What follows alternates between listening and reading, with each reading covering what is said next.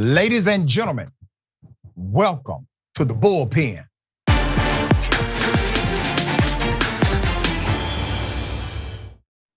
All right, in the Bullpen today, we have Mr. Jon Hartley. He is a writer, economics researcher, and commentator, having been a regular economics contributor for Forbes and the Huffington Post, also writings in the Wall Street Journal and other places. Very accomplished individual. Mr. Hartley, good to have you on the show. How are you? Thanks so much for having me. Absolutely. Okay, we're going to talk about what's happening right now in Congress. Naturally, they have decided to get rid of McCarthy. You have a void of leadership as far as House leadership is concerned. Based on the rules of engagement, certain things cannot happen without having an elected leader, like truly advancing legislation, which is why Congress is in place, right? So they cannot do their constitutional duties here to the degree that they're supposed to. You basically have a representative government that's not representing anybody. And we are looking at another government shutdown, which would mean economic disaster. What do you see happening with Republicans as it relates to their new, hopefully soon to be new elected leader for the House? Well, the House GOP is coming back, this week after breaking last week. They have a plan to vote on a new speaker on Wednesday. They're having a candidate forum on Tuesday night. It's looking so far like the sort of two leading candidates to be the next House Speaker are Steve Scalise and Jim Jordan, sort of both representing the more sort of traditional sort of fusionist camp on the Scalise side versus the House Freedom Caucus member and arguably sort of more populist Jim Jordan. And you're absolutely right. The stakes are very high in terms of what actually caused the ouster of Kevin McCarthy to begin with. Had a lot to do with Ukraine aid. Saying that in a CR, they managed to get a stopgap funding bill or a continuing resolution passed that only extends things to mid-November. So mid-November is sort of going to be this sort of time. Really, I think a time for choosing whether or not to sort of allow a government shutdown to happen, or to sort of get together and figure out on what exactly are going to be the steps forward. And the stakes are a lot higher now, given the new sort of conflict and new war between Israel and Gaza. It's really important, thinking about now what's the significant issue is, are you going to continue to be able to pay reservists who may be involved or sort of proximate to the Israeli-Gaza conflict? The U.S. has said they're going to move a carrier strike group to the region. But of course, the aid for Ukraine is a really huge issue. Whether or not to continue supporting financially both sort of reconstruction for Ukraine as well as to support their efforts to push back Russia, the Russian forces that are currently in Ukraine. But remember, there was a very narrow House GOP win in the last election. It was like 221 Republicans to 212 Dems.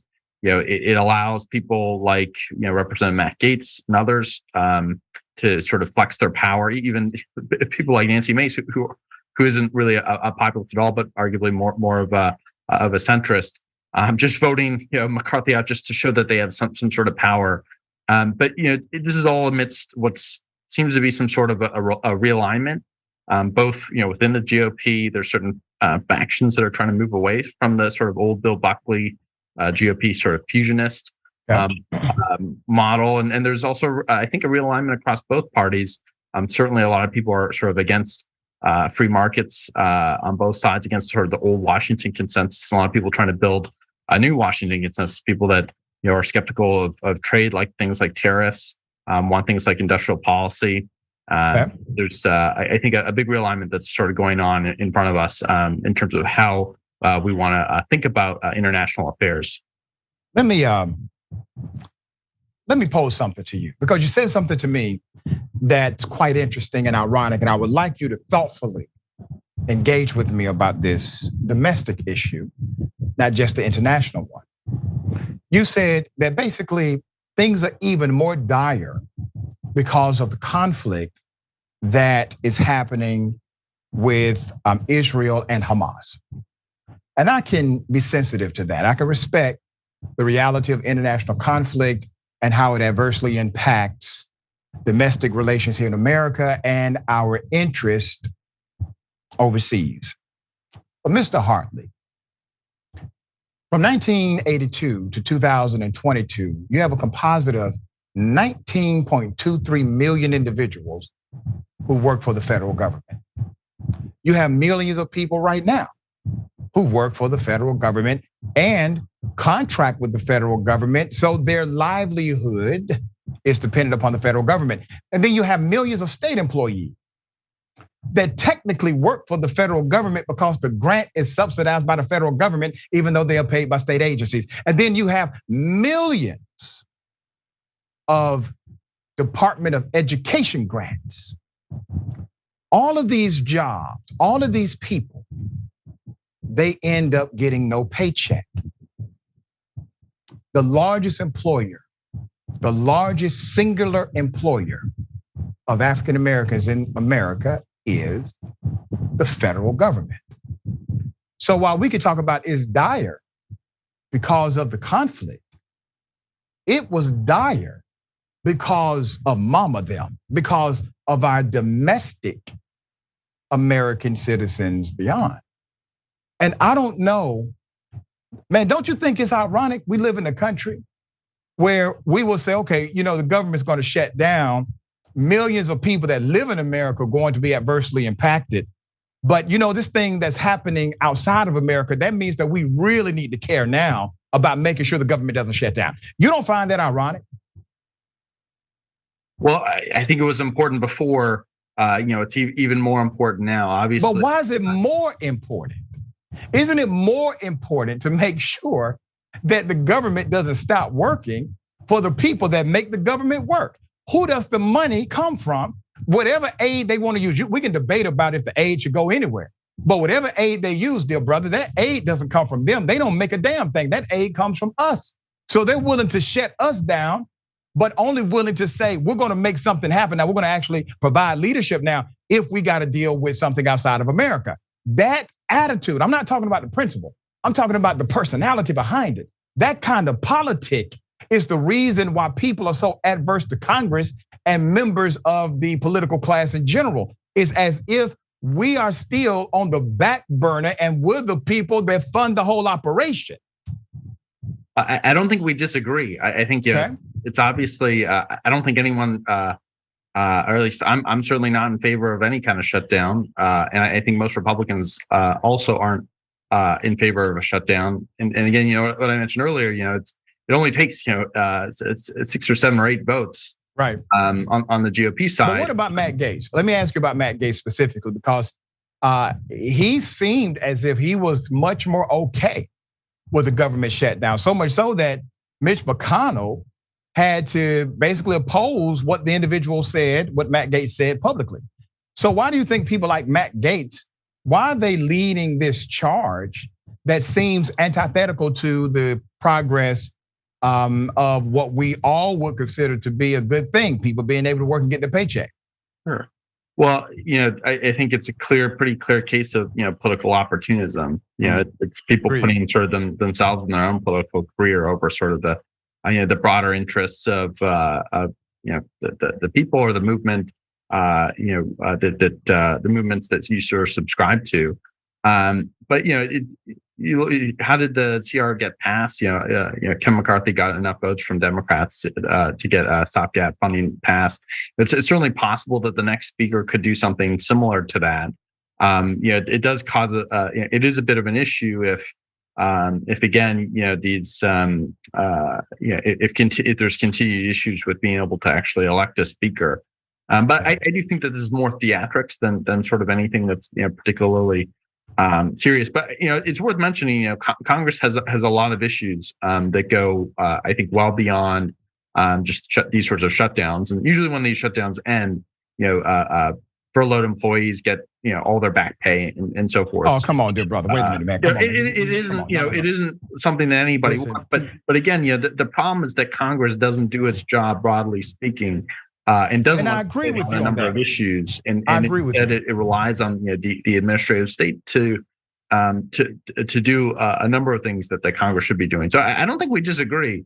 Right. Government shutdowns are bad, and they should get their act together. So so on that we concur. I don't want to dissuade from the impact of it by saying, those people end up getting their money back or they get their back pay. Well, many of them are still mandated to actually do some work. They're mandated to work in many offices without receiving money. And then you have what's called essential workers who will probably still get paid out of that provisional fund. But the bottom line is, if you miss a paycheck for a month, hell, some people cannot miss a paycheck for 1 week without having significant adverse results happen in their personal life. So I want to be sensitive to that. And we're out of time, but I wanted to pose this to you before you go. Naturally, this could have major economic or adverse economic effect. How do you think that translates? If that happens, if we're not able to get our stuff together, if Congress cannot do so in this country, remember it took 15 rounds of voting before McCarthy got it. If something like that happens, we'll go back into a shutdown. It has real consequence in America. Do you think that helps or hurts the Republicans who are trying to gain power again in the executive branch? I think it hurts. And I think if you look at past shutdowns in general, I think it generally hurts broad Republican electoral prospects in general. Again, I think these are cases of, a few individual congressmen that are, political opportunists trying to put their own individual, political career interests above that of the party, broadly speaking. I think, all the, 221, most of the 221 Republicans who are in the House trying to get reelected next year don't want to have to answer to their constituents for why there was some sort of a government shutdown, even if they were opposed to it, and many and most are. So again, I think politically it's very bad for Republicans who are trying to get reelected next year. For sure. There you go. All right, before you go, should they remove Matt Gaetz or not? Well, I don't know if they have the power to. I mean, it's. I think in general, but they have the authority. You mean they don't have the votes? That's what you mean? Well, I think in general, I think removing somebody from Congress. I think at least in terms of what the procedure generally is usually under circumstances of fraud, criminality. Yeah, they say he snorts cocaine and likes to have sex with underage children. So that would be, he's under investigation for that by an ethics committee. Right, but that's up to the Department of Justice and the courts, and they have to make. Oh no, the ethics committee can make a determination of that. It's been done before. They can do so without the DOJ. Sure, but they need evidence, and you have to have committee hearings and so forth. So and all that takes a long period of time, and that can't. I don't think you have enough time between now and. Well, generally speaking, if it comes out that there's evidence here, there's some there, do you think that Matt Gaetz should be removed? Well, no, you need to have evidence of these of criminality. Right, that's what I'm saying. If there's evidence that he did those things presented during committee hearings, do you think at that point they do need to move to have him removed? Absolutely. I think there should be I think there should be ethics investigations of any case of criminality on the part of members of Congress. Look what's going on with Senator Bob Menendez. A lot of Democrats have rightfully, I think, asked for him to resign. And I think anytime any member. But should Matt Gaetz be removed? If there's evidence of criminality, of course. But again, you have to make the case. And you need evidence. It can't just be hearsay or rumors and so forth. So I think that's important. I think it's more than rumors, sir. Well, the Department of Justice hasn't indicted him. So that was unfortunate. What's going on there? Yeah, I don't either. That was unfortunate. But let's see if these text messages come back up before that committee. All right, and I'll bring you back on to talk about it then. Okay, but it's always a pleasure, man. Thank you for coming back to the show. Thanks for having me. Absolutely.